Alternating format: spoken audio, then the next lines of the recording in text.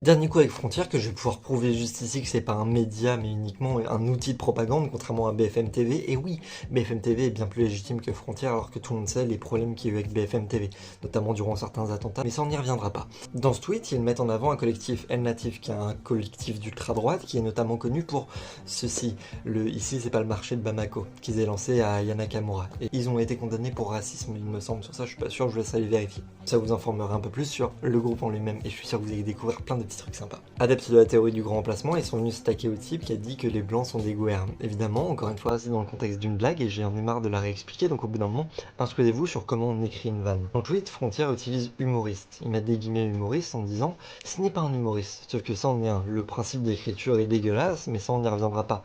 Ce qui est dégueulasse, c'est qu'ils appellent ça une action sans la qualifier de raciste, alors que sur la banderole utilisée pour l'action, ils disent qu'ils vont rémigrer l'humoriste. Sauf qu'en fait, il est né en France. Il est français. Depuis le début. Donc il n'y a pas d'immigration, il n'y a pas de rémigration. Mais après, l'ultra-droite, on a l'habitude. Genre le racisme, ça se cache même plus. De toute façon, leur mouvement avec Ayana Nakamura, on a déjà vu. Sauf que Frontier, ils la mettent pas en avant juste pour dire oh bah voilà, ils font ça. Ils mettent en avant en disant ouais, ils ont raison. Parce qu'il y a plein d'événements qui mettent pas en avant des événements écologiques ou antiracistes, antifascistes. Par contre, les éléments qui sont clairement racistes, comme ici, avec la banderole qui met bien en avant, bah, ça prouve bien la place de Frontières, qui n'est pas un média d'information, mais un média de propagande, qui met seulement ces éléments-là en avant.